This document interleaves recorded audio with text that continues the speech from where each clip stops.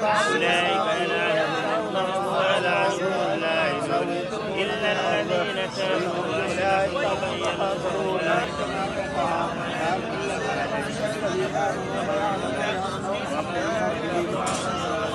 وأما الذين كفروا فيقولون ماذا أراد الله بهذا مثلا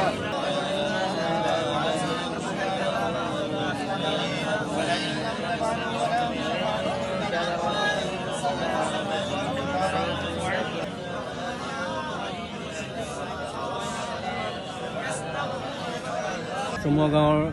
মুক্তি লাইব্ৰেৰী প্ৰাংগণত অসমমালা অধীনত নিৰ্মাণ হোৱা নতুনকৈ নিৰ্মাণ হোৱা নগাঁও কোকৰাপটনি পথত সঘনাই সংঘটিত হৈ থকা দুৰ্ঘটনা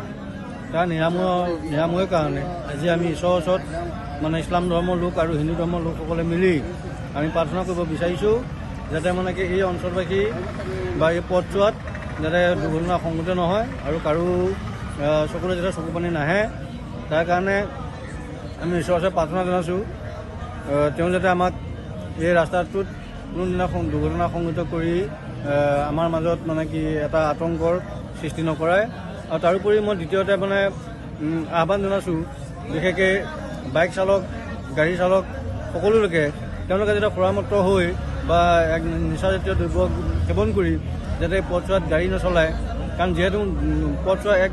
মসৃণ পথ হিচাপে পৰিগণিত হৈছে যিহেতু গাড়ীৰ স্পীড যথেষ্ট স্পীডত চলায় যাৰ ফলস্বৰূপে চমুৱা গাঁও এই অঞ্চলটোত ইতিমধ্যে প্ৰায় এসপ্তাহ 7 দিনৰ ভিতৰত 4জনকৈ লোকে প্ৰাণ আহুতি দিবলগীয়া হ'ল তাৰোপৰি প্ৰায় 10-12জন লোকৰ আঘাতপ্ৰাপ্ত হৈছে তাৰোপৰি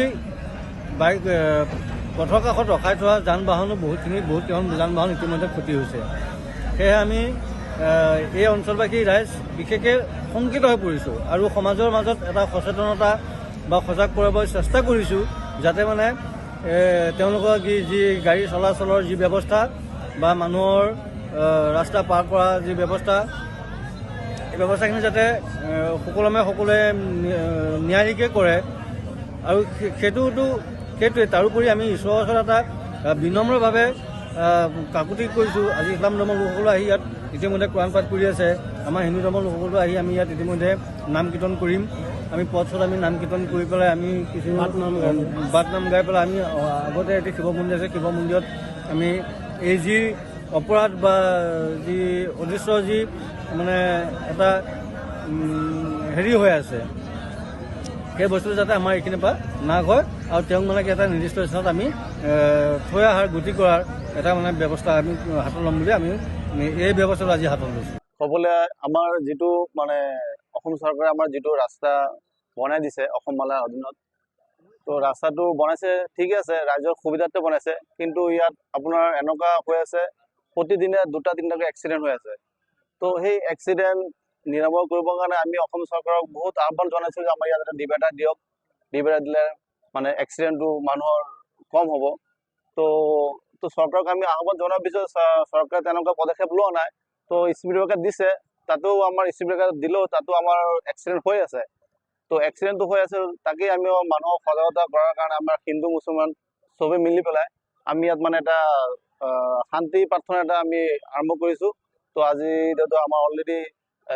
আমাৰ মুছলিম সমাজৰ যিখিনি নিয়ম নীতি চলি আছে তাৰপিছত আমাৰ হিন্দু সমাজৰ যিখিনি নিয়ম নীতি আছে এইখিনি আমি ইয়াৰ পিছত আৰম্ভ কৰিম তো ৰাইজক